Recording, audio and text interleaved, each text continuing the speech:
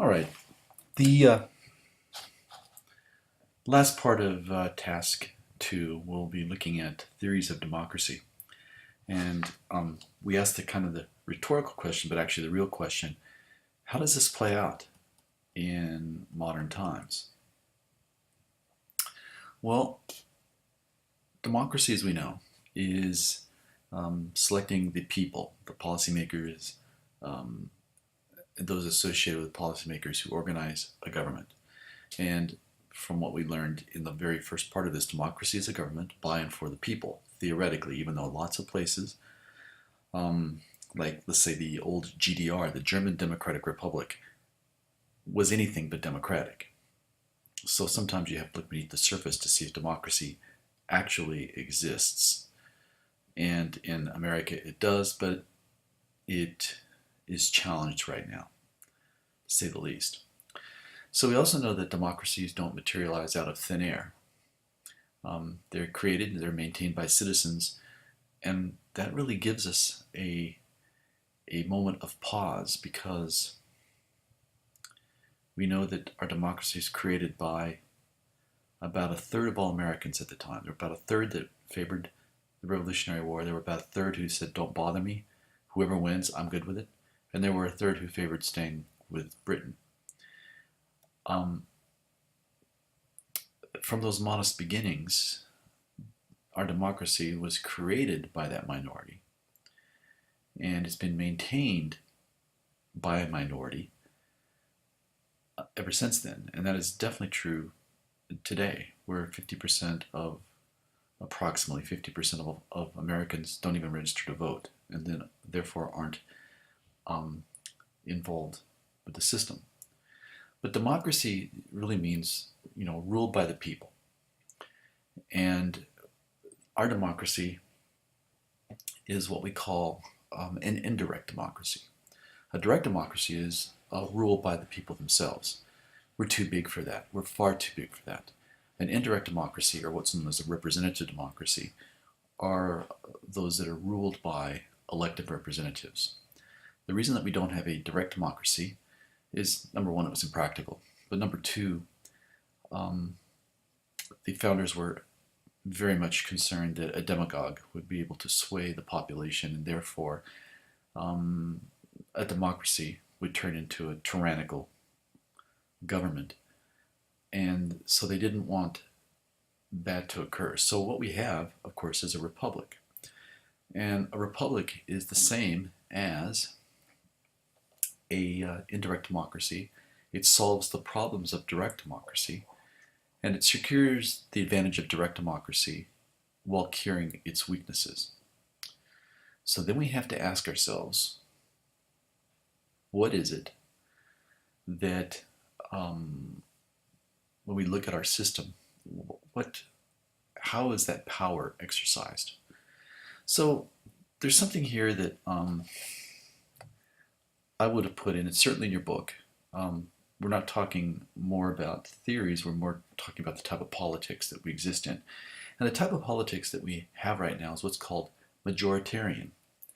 Majoritarian politics are ones in which, or a country that operates under majoritarian politics is one in which the leaders are heavily influenced by the will of the people, hence majoritarian or majority. But within that, there are a number of theories that exist, and there are three in number. One is certainly today.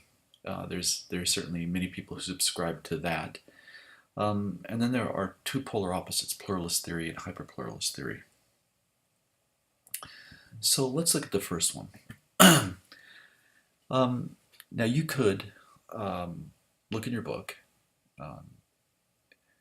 And I have a worksheet for you that you will have in class as we go over some of the things. But most of this will be I'll give you a handout. I'm not uploading it, or if I do upload it, it's simply for those who have lost their copy. I'd rather you have a paper copy of this because I think it's really important. And so again, we're going to look at the three different theories of American democracy. So let's look at the first one. It's pluralist theory. Now, pluralist theory, the basic definition is this: people with common interests form organized groups to promote their causes and influence the government. So it can be the ACLU, the NEA, the AARP, the NRA, and that seems rather benign. And what that means is that the political resources are so scattered that no single elite has a monopoly on them. The ACLU doesn't have a monopoly. The NEA doesn't have a monopoly. AARP, even though they're the 100-pound gorilla in the room, they don't have a monopoly. And there are so many of these institutions in which power is exercised that no single elite could possibly control all of them. And so pluralism argues that many groups compete with each other for control over policy. Policy is therefore the outcome of political haggling, innumerable compromises, and ever-shifting alliances among groups. And that has become a little problematic because so many of these groups who 30 or 40 years ago were willing to compromise because it was always felt to be more important to get at least something rather than settling for nothing or settling for it all. And that's kind of the period that we're in. We're not really in a pluralist theory period. And that's kind of unfortunate because that means that many of the difficult decisions on issues that face us, Social Security, terrorism, you name it, are not really being taken care of because we can't come to any sort of compromise. Now, elite and class theory, aka the 1%, all of that. If we look back in history, well, if we look at the terminology here, government favors only a narrow percentage of the public, primarily the wealthy. Wealth is proportional to political influence. The majority of political power is held by a small number of individuals, groups, industries, and big businesses. Eisenhower coined this as the military-industrial complex.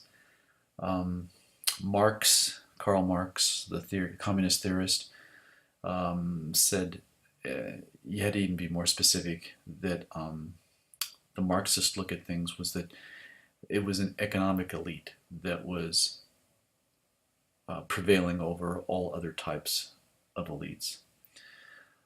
C. Wright Mills, C. Wright, W-R-I-G-H-T, Mills, said that the military and corporate and political elite comprised what Eisenhower called the military-industrial complex. And he said when you combine these three into one formidable force, then they're not an economic elite. They transcend that. They're a power elite. Now, Max Weber, who was a German philosopher, Max Weber, said we have to add one more to this group. And there's the influence of the bureaucracy. As countries age, their bureaucracies become much more entrenched, and they wield a great deal of power. Just look at look what's happening here in the United States with bureaucracies that are associated with the Internal Revenue Service, or what's known as the IRS, the EPA, the Environmental Protection Agency, Homeland Security. I don't need to say much more than that because simply you should know. And the problem then is that I think probably a majority of Americans subscribe to this theory, and that it exists, and that it is the dominant influence in how our democracy operates. Now, there's one more that we have to look at, and that is what we call hyperpluralism.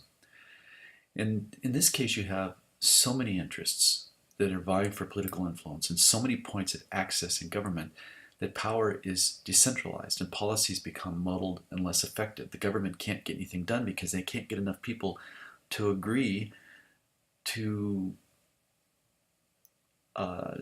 take a path that would be beneficial for most.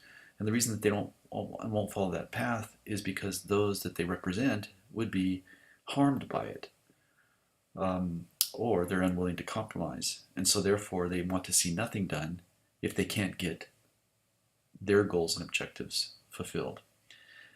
So we say, in this case, hyperpluralism is basically pluralism gone sour. And there are so many groups, and it's so true of the United States, and they are so strong, which again is a true statement of the situation in the United States, that the government has become gridlocked and is unable to act. And there are so many things that we need to take care of, and we can't. And because we no longer are willing to compromise, that has kind of, in a lot of ways, destroyed the political middle. Most Americans are in the middle, but the political middle is heavily damaged. And I don't know how to get around this. And I know it's a phase, and at one point we will begin to move on.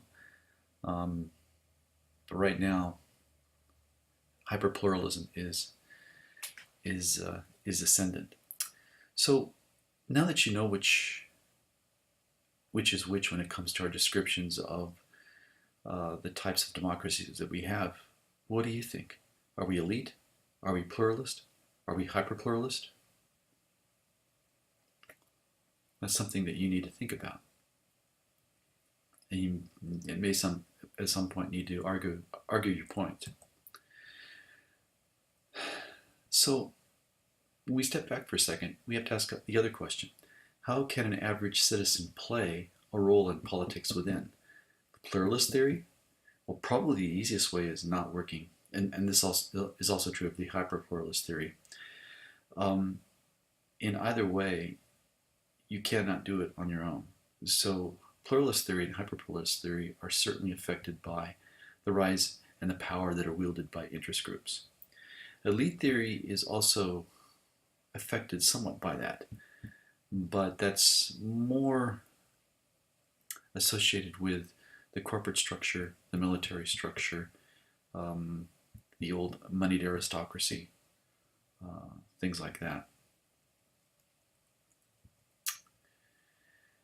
So when you look at your worksheet, organize your thoughts on the three different types of government, unitary, confederate, and federal, and think about how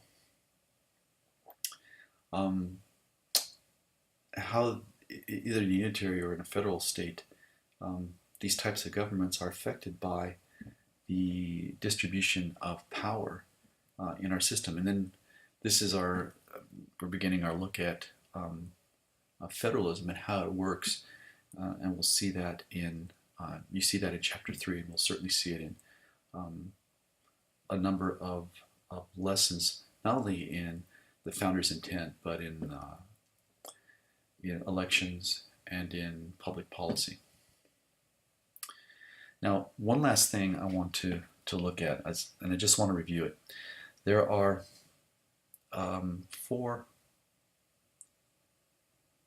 types of fundamental democratic values. I just want to remind you that we have and that we enjoy. One, of course, is popular sovereignty. The second is respect for the individual. States serve the individual, not vice versa. This is not Rome. This is not the Soviet Union. This is not Maoist China, and it's certainly not the PRK, the People's Republic of Korea. And we believe in 2 other things: liberty and also equality. But when it comes to equality, we have to be more specific. Americans are much more entrenched in the thought that the equality of opportunity is more important than the equality of results.